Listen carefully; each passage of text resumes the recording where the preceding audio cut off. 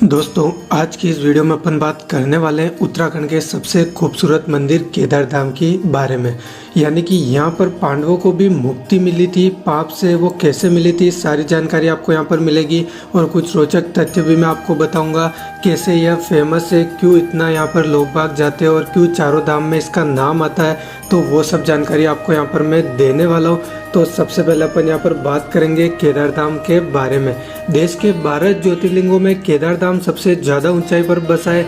ये धाम मंदाकिनी नदी के किनारे 3581 मीटर की ऊंचाई पर स्थित है। ये उत्तराखंड का सबसे विशाल शिव मंदिर है जो पत्थरों के शिलाखंडों को जोड़कर बनाया गया है। ये ज्योतिर्लिंग त्रिकोण आकार का है और इसकी स्थापना के बारे में कहा जाता है कि हिमालय के केदार श्रृंग पर भगवान विष्णु के अवतार नर और नारायण ऋषि तपस्या करते थे। उनकी तपस्या से प्रसन्न होकर भोलेनाथ प्रकट हुए और उन्हें ज्योतिर्लिंग के रूप में सदावास करने का वरदान दिया। ये मंदिर एक 6 फीट ऊंचे चौकोर चबूतरे पर बना है। मंदिर में मुख्य भाग मंडप और गर्भगृह के चारों ओर प्रदक्षिणा पथ है। बाहर प्रांगण में नदी बैल वाहन के रूप में विराजमान है। बाहर प्रांगण में नंदी बैल वाहन के रूप में विराजमान है। मंदिर का निर्माण किसने कराया इसका कोई प्रमाणिक उल्लेख नहीं मिलता है, लेकिन ऐसा कहा जाता है कि इसकी स्थापना आदि गुरु शंकराचार्य ने की थी। और आपको बता दें कि केदारनाथ पहुंचने के लिए गौरीकुंड से 15 किलोमीटर की पैदल यात्रा करनी पड़ती है। बाबा केदार का ये धाम कत्याहारी शैली में बना हुआ है। इसके निर्माण में भूरे रंग के बड़े पत्थरों का प्रयोग बहुतायत में किया गया है। मंदिर की छत लकड़ी की बनी हुई है जिसके शिखर पर सोने का कलश भी चढ़ाया हुआ है।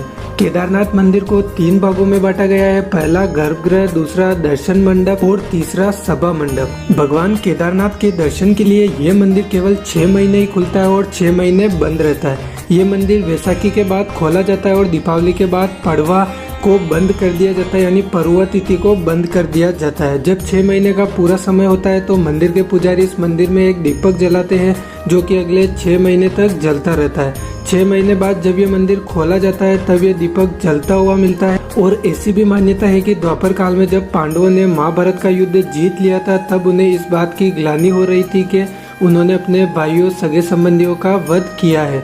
उन्होंने बहुत पाप किया है, इसे लेकर वो बहुत दुखी रहा करते थे। इन पापों से मुक्ति के लिए पांडवों ने भगवान शिव के दर्शन के लिए काशी भी पहुंचे। लेकिन इस बात का पता जब भोलेनाथ को चला तो वो नाराज होकर केदारनाथ चले गए।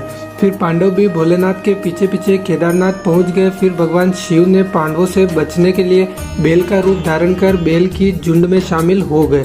तब भीम ने अपना विराट रूप धारण कर 2 पहाड़ों पर अपना पैर रखकर खड़े हो गए। तभी सारे पशु भीम के पैरों से नीचे होकर चले गए, परंतु भगवान शिव अंतर्ध्यान होने ही वाले थे कि भीम ने भोलेनाथ की पीठ पकड़ ली। पांडवों की इस लालसा को देख शिव बहुत प्रसन्न हुए और उन्होंने दर्शन दिए। इसके बाद पांडव इस पाप से मुक्त हो गए। इसके बाद पांडवों ने यहाँ केदारनाथ के मंदिर का निर्माण करवाया जिसमें आज भी बैल के पीठ की आकृति पिंड के रूप में पूजी जाती है। और ऐसा भी माना जाता है कि जब भगवान शंकर बैल के रूप में अंतर्ध्यान हुए तो उनके धड़ के ऊपर का भाग काठमांडू में प्रकट हुआ। अब वहाँ पशुपतिनाथ का प्रसिद्ध मंदिर है। शिव की भुजाएं तुंगनाथ में, मुख रुद्रनाथ, नाभि महेश्वर में और जटा कल्पेश्वर में प्रकट हुए। इसलिए इन 4 स्थानों सहित श्री केदारनाथ को पंच केदार भी कहा जाता है। यहाँ शिव जी के भव्य मंदिर भी बने हुए। केदारनाथ मंदिर भारत के उत्तराखंड राज्य के रुद्रप्रयाग जिले में स्थित हिंदुओं का प्रसिद्ध मंदिर है। उत्तराखंड में हिमालय पर्वत की गोद में केदारनाथ मंदिर 12 ज्योतिर्लिंग में सम्मिलित होने के साथ 4 धाम और पंच केदार में से भी एक है।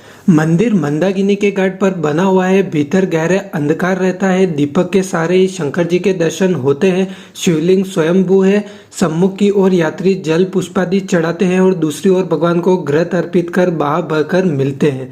मूर्ति 4 हाथ लंबी और 1.5 हाथ मोटी है। मंदिर के जगमोहन में द्रौपदी सहित 5 पांडवों की विशाल मूर्तियां हैं। मंदिर के पीछे कई कुंड है जिसमें आचमन तथा तर्पण भी किया जा सकता है। भगवान भोलेनाथ के इस धाम की कहानी बेहद अनोखी है। मान्यता है कि केदारनाथ में भक्त और भगवान का सीधा मिलन होता है। पौराणिक कथाओं के अनुसार भगवान शिव ने यहाँ पर पांडवों को दर्शन दर्शन देकर वंश व गुरु हत्या के पाप से मुक्त किया था। वहीं 9वीं सदी में आदि गुरु शंकराचार्य भी इस स्थान से सशरीर स्वर्ग गए थे।